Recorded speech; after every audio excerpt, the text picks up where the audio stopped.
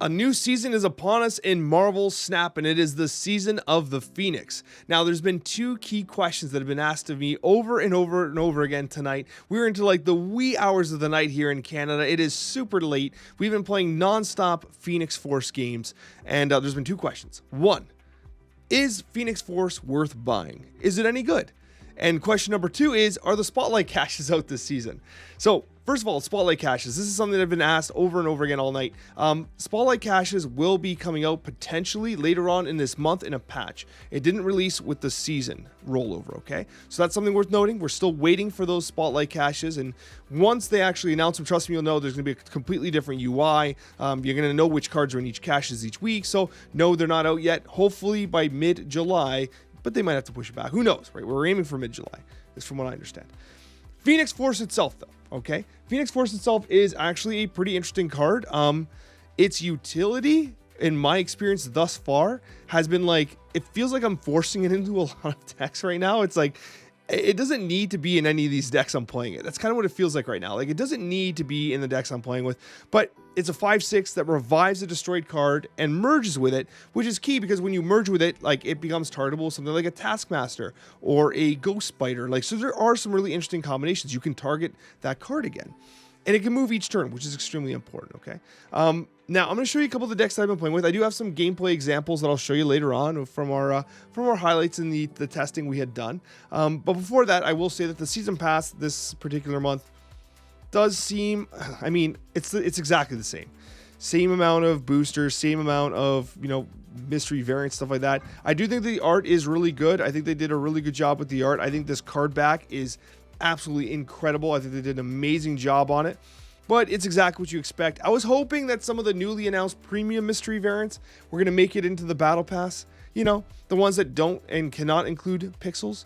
But I guess we're still stuck with these. So maybe the next Battle Pass will get a couple of those. Regardless, the Battle Pass value, it's pretty consistent with what you might be expecting already. If you buy the Battle Pass, you're generally going to buy it anyway. And if you're someone that doesn't buy the Battle Pass, my first impressions are, I don't think Phoenix Force sells the Battle Pass itself. It seems like a card that perhaps will have really good synergies down in the future. It has its moments where it goes absolutely wild, like you'll see in gameplay examples. And it didn't quite work in this ramp. Here's a great example. So we tried to do a ramp and rise with the Phoenix list. This deck uses Phoenix so that you can destroy Human Torch, and then you can kind of cheat it out early with ramp, but it felt like you were forcing it the whole time. I was like, well, I could play Phoenix and I can destroy the Human Torch, but why don't I just do Black Panther Zola, or why don't I just do Odin Doctor Doom? There was all these other win conditions where it's I can get super fancy with the Phoenix Force, and it felt totally unnecessary, and I felt like I was never even using it. But then with Move, I will tell you, I thought Move was really awesome. I was playing this deck here. This is one of the original brews that I was working on, and you'll see a gameplay highlight of it at some point. But it worked in a really natural way with things like Vulture, where if you destroy Vulture on turn 4 with a Carnage, you're able to then turn that Vulture into the Phoenix Force. And because of the way the resolution works with movement, so when you move the Phoenix Force, not only are you combining with the existing, whatever destroyed value of the Vulture, but when you move the Phoenix Force, it's going to get the +5 from the Vulture because it actually takes on the card text. And then you're able to Taskmaster because it's a targetable card. It's the last card you played. So it moves, gets +5, and then gets Taskmastered. Very important. And the key thing about that is that throughout this time, you're able to play Miles Morales for one at some point, right?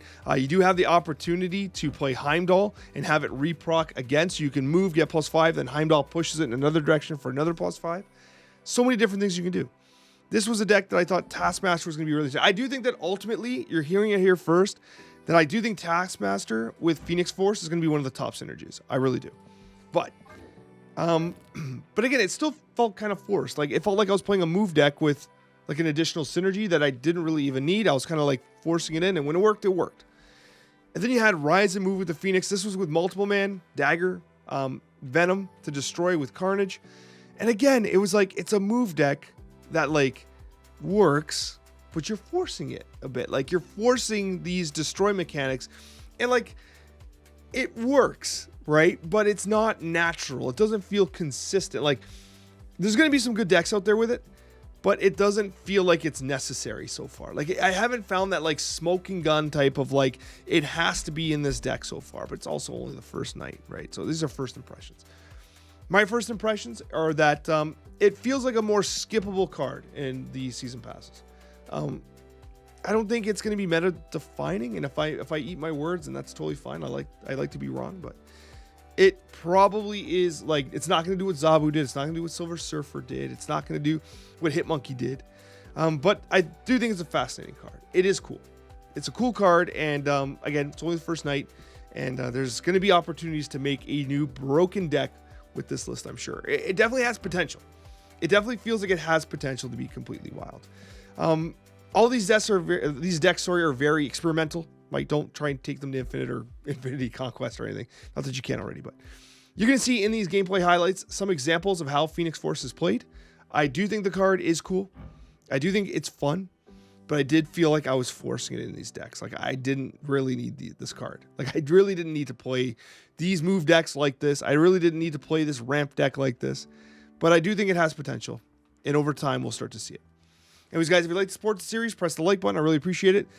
Tonight's video was a little more meandering because of how late it is. But listen, I want to play the card. I want to give you guys my first impressions, okay? And I want you guys to see some gameplay, which you're going to catch right here on Twitch. If you're interested in following on Twitch, I'll have a link in the description and in the comments. We got a lot of fun. We definitely enjoy playing and experimenting as a community. We'd love to see you there and enjoy these gameplay highlights. I think we destroy the Vulture. Let's destroy Vulture for a second. Okay, Heimdall gets hit.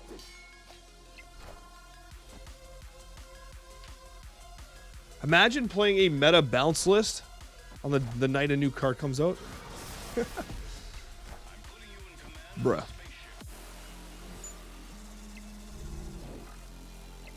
Like, come on now, bud. So we can move Phoenix Force multiple times now.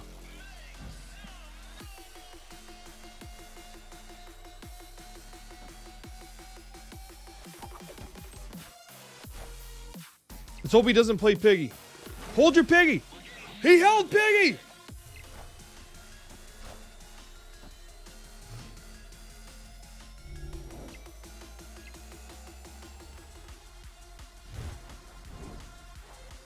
Phoenix Force has to be played last for Taskmaster. Ghost Spider gets wrecked here.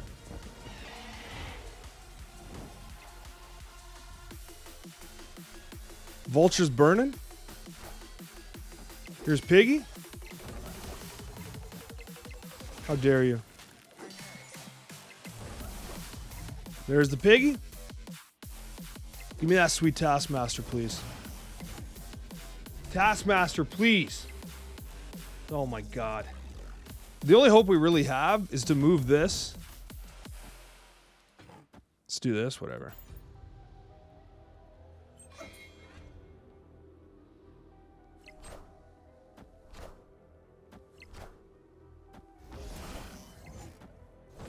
Wally lost.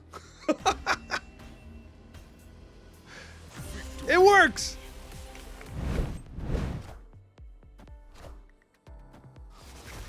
Of course.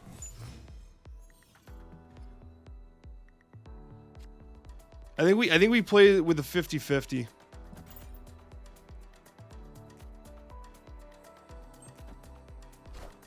We move him, we 50-50 him.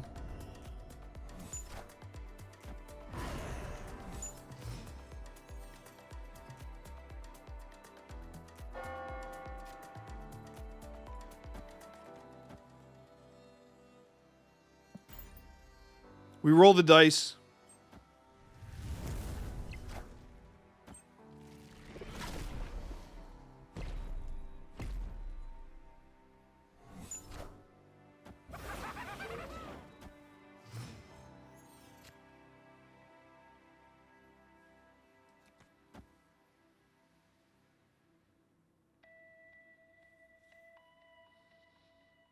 Let's get him fearing Zola a little bit.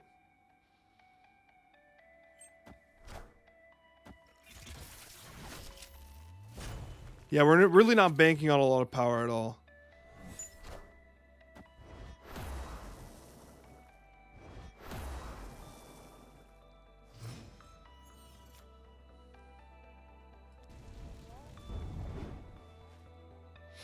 Let's see Income Artage. Will it actually do the effect twice?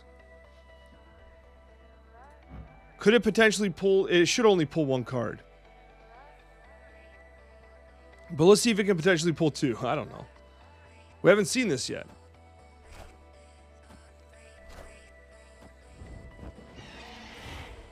Pulls Human Torch.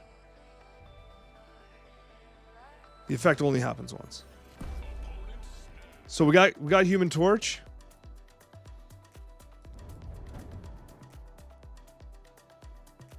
Yeah, he might have Killmonger, which is fine.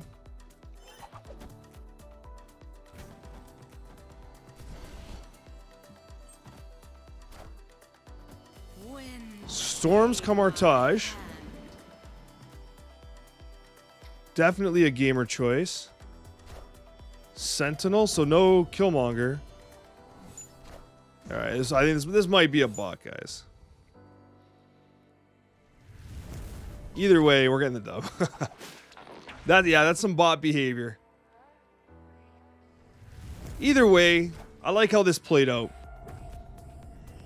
It's a nice turn 6. It looks good. Very clean. 3-lane victory for 8 cubes.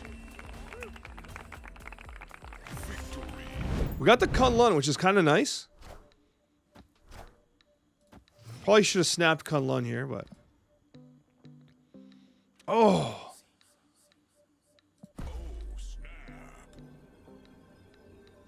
Hold on.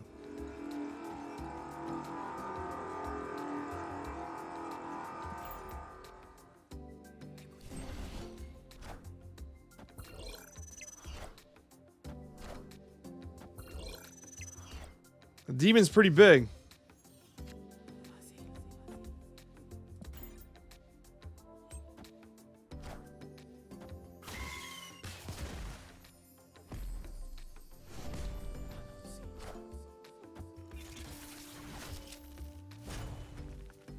You guys want me to boost up the dagger? I'm looking at the multiple man right now. I had my eyes on the multiple man.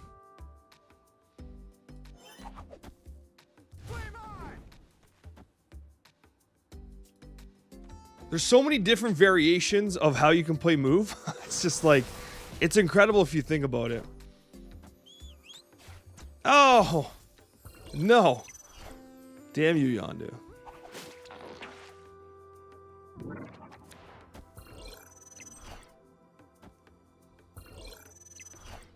I love the optionality that move gives you.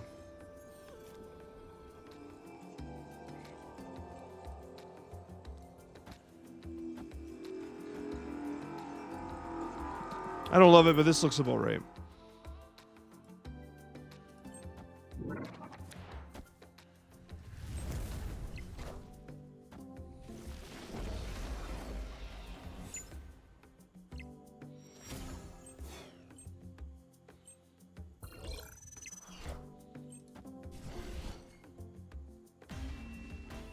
Just death?